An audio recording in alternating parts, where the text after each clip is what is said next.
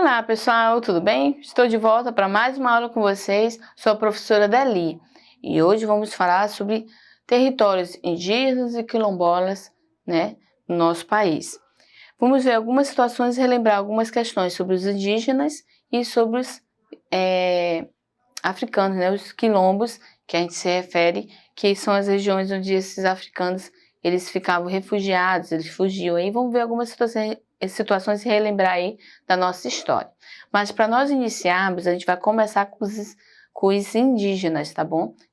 Referente a eles. Para a gente iniciar, a gente vai ver algumas informações para vocês voltarem aqui comigo, a gente analisar alguns mapas e ver algumas situações de territórios indígenas no nosso país, tá bom? Acompanhe comigo aí na telinha. Indígenas, olha só. Os indígenas brasileiros são os remanescentes dos primeiros habitantes das Américas. Ou seja, são os descendentes, eles já vêm desses primeiros habitantes aqui das Américas, tá bom? Quando os europeus aqui chegaram, os denominaram índios por achar que haviam chegado às Índias. Então, por isso esse nome. Eu chamava eles de índios, por eles acharem que estavam chegando lá nas Índias, que era o lugar onde eles queriam chegar, o objetivo deles. Tá? Na realidade, nossos indígenas são terrenas, pataxós, potiguarais, chavantes, barés, macuxis e outras dezenas de etnias com sua própria fé, organização social e política, crenças, valores e história. Então, vocês veem quantas etnias, ou seja, quantos índios nós temos aí? Cada um recebe um nome, diferente. Vamos lá. Estima-se que quando os portugueses chegaram ao país em 1500, havia entre 2 milhões e 10 milhões de indígenas espalhados pelo território nacional. Essa população estava dividida em centenas de etnias, falava cerca de 1.300 línguas e dialetos e apresentava costumes distintos.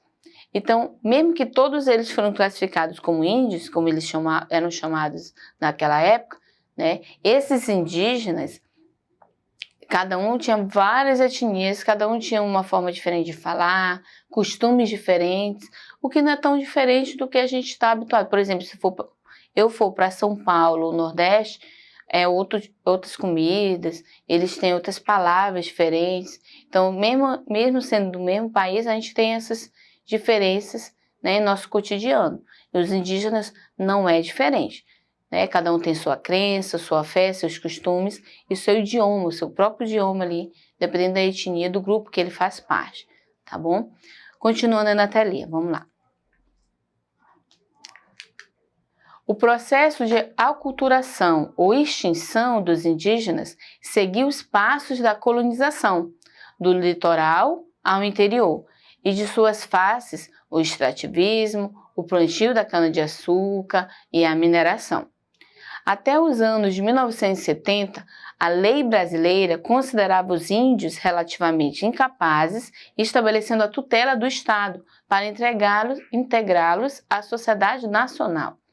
A política de assimilação prevaleceu até a promulgação da Constituição de 1988, que reconheceu o direito indígena à terra, a preservação cultural e a autodeterminação. Então, olha só, foi promulgada a Constituição para se reconhecer o direito indígena à terra, a preservação cultural, preservar a cultura deles e a autodeterminação, que são fatos que representam o passo mais importante para a recuperação populacional depois de quase 5 séculos de decréscimo contínuo. Os índios cada vez mais ia se diminuindo a quantidade de indígenas que eram encontrados no território nacional, tá bom? Então foi promulgada a lei que permitia o direito à terra, a preservação da cultura e a autodeterminação, A gente vê na imagem, acompanhando na tela, a imagem aí sobre um parque indígena do Xingu aí, ó.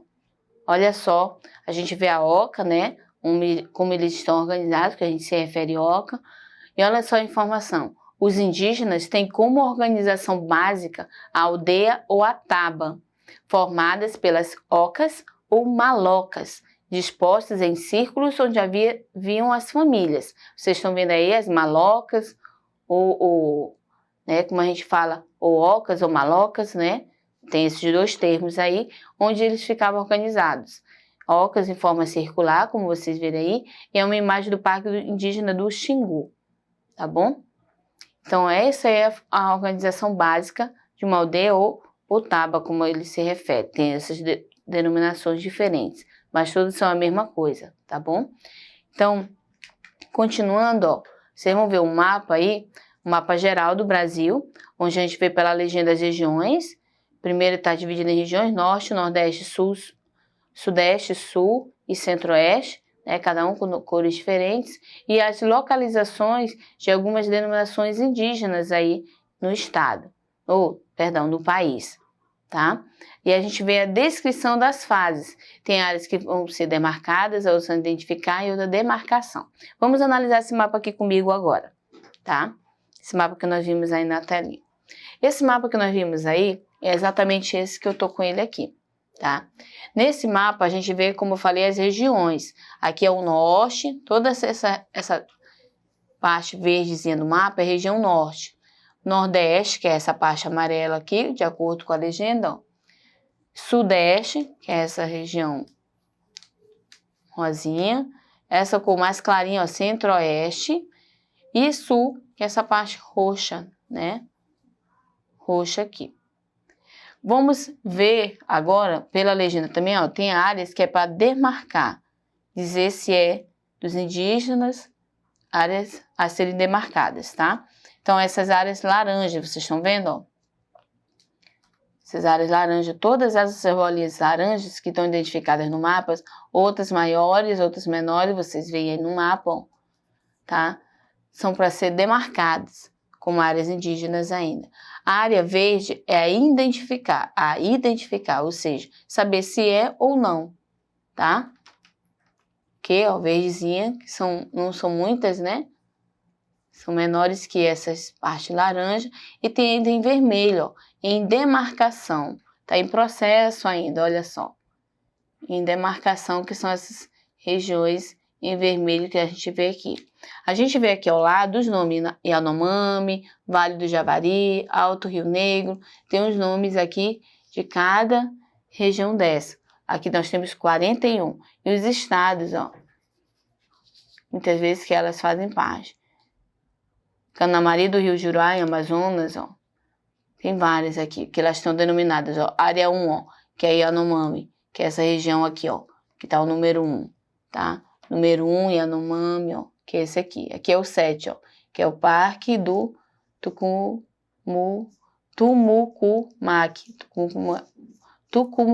Tumucumaque. São os nomes mais complicados a gente falar, né? Tem o Parque do Xingu, número 8, ó.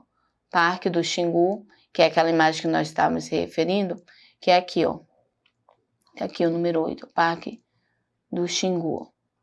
E aí a gente vê várias regiões sendo representadas aqui. Lembrando, a amarela que está sendo demarcada, a verde a identificar ainda, e em processo de demarcação a vermelha.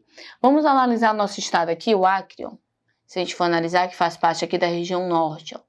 Nós fazemos parte da região norte, que é essa parte verde. O Acre fica bem aqui.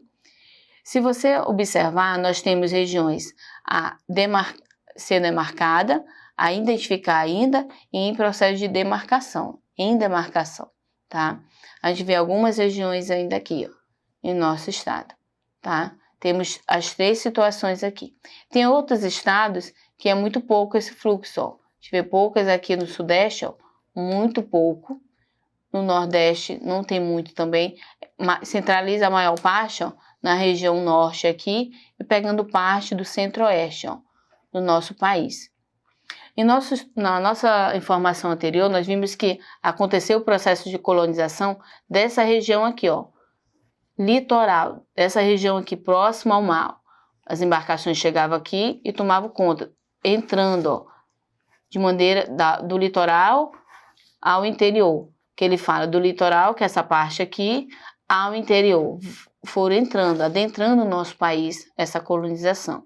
Então, os indígenas que aqui habitavam, eles foram cada vez mais fugindo. É claro, no processo da colonização, que é a parte da história, né? As embarcações chegaram, tomaram conta da terra, como se fossem os donos. quiseram fazer os índios como escravos, então, é claro, vários indígenas conseguiam fugir, levando em consideração que eles conheciam bem a região, a terra, né, por eles viverem aqui no Brasil. Então, a gente vê que a maior parte dos indígenas tem nessa parte aqui, no Nordeste, no Sudeste, a localização dele é muito pouca, né, dos indígenas aqui. Então, a gente entende esse processo da demarcação desse território dessa forma aí. É interessante que outra situação nas terras quilombolas também. Aqui a gente está falando dos indígenas, a gente vai ver o processo das terras quilombolas, ó, terras africanas, regiões africanas onde tem quilombo, né? Terras africanas não. Mas regiões onde os africanos eles formavam esses quilombos, tá? Para preservar sua cultura e fugir da escravidão também. Então esse processo aqui, ó, o que está em amarelo, terras quilombolas em processo ainda para serem demarcadas. Está em processo ainda. Aí observe que no Acre não tem nenhuma, tá? E essas escurazinhas, marronzinho, ó, são terras quilombolas já tituladas, tá? Nós temos 167 terras aqui, né? De acordo com esse mapa aqui, que é de 2017, tá? Não é tão antigo também. Então a gente vê o processo de indígenas e terras quilombolas analisando esses mapas aí. Vamos ver outros exemplos na aula, nas próximas aulas, tá bom? Mas por enquanto eu fico por aqui e te aguardo na próxima aula. Mas não esqueça de acessar a plataforma Eduque, para você ter essas aulas e muitas outras que a gente tem feito com carinho para vocês. Te aguardo na próxima. Tchau, tchau.